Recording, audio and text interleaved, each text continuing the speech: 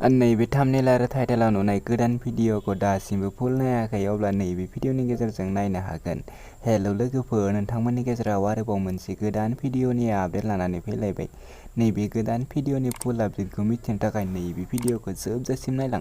आं बिथांमोननि इउटिउब चेनेलखौ लास्टआव बुंनानै होगोन, बेनिखायनो नैबे भिडिअखौ स्किप खालामालाखिनो जोबजासिम नायलां। लोगोफोर, नोंथांमोना आंनि चेनेलाव गोदानै फैदोंब्ला आंनि चेनेलखौ साबस्क्राइब खालामनानै गालां बेफोरबायदि गोदान भिडिअनि आपडेट मोनबाय थानो थाखाय। बिदिब्ला फैदो दिनैनि नैबे गोदान भिडिअनि गोदान आपडेटनि सायाव। अनजिमा फिल्म प्रडाक्शन बेनारजों दिहुनजानाय मोनसे गोदान शर्ट मुभि। दिनैनि नैबे गोदान भिडिअनि आपडेटनि टाइटेलानो जादों आंगोआ सोरमोन। बियो मोनसे गोदान बड' शर्ट फिल्म। लोगोफोर, नोंथांमोना दासिमहालागै नैबे गोदान भिडिअखौ फुल नायाखै अब्ला नैबे आंनि भिडिअनि गेजेरजों नायनानै लानो हागोन। बे भिडिअनि आर्टिस्टफोरानो जादों बिहिम्बर, जुनाली, थाख्लाय, देंखोलोदो, कृष्ण, इन्दिरा, बिस्थिराम, प्रिति, बिलिफां।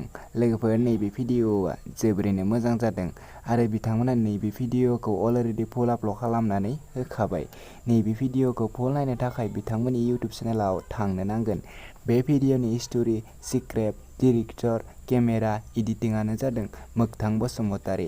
लोगोफोर, नोंथांमोना दासिमहालागै नैबे भिडिअखौ फुल नायाखै अब्ला बिथांमोननि मोगथां बसुमतारी इउटिउब चेनेलाव थांनानै नोंथांमोना नैबे गोदान भिडिअखौ नायनो हागोन। नोंथांमोना दासिमबो बिथांमोननि बे इउटिउब चेनेलखौ साबस्क्राइब खालामाखै अब्ला बिथांमोननि इउटिउब चेनेलखौबो साबस्क्राइब खालामनानै होदो। बिथांमोना बेफोरबायदिनो गोदान भिडिअ लानानै फैबाय थायो। बिदिब्ला लोगोफोर, दिनैनि नैबे गोदान भिडिअनि गुसुं आपडेटआ बेखिनियानोसै। आंनि चेनेलखौ दासिमबो साबस्क्राइब खालामाखै अब्ला आंनि चेनेलखौबो साबस्क्राइब खालामनानै गालांदो बेफोरबायदि गोदान भिडिअनि आपडेटखौ नोंथांमोना नायबाय थानो थाखाय। लोगोफोर, नोंथांमोनाबो नोंथांमोननि गोदान भिडिअखौ आपडेट खालामनो सानदोंब्ला नोंथांमोना आंखौ कमेन्ट बक्सआव कमेन्ट खालामनानै हरदो।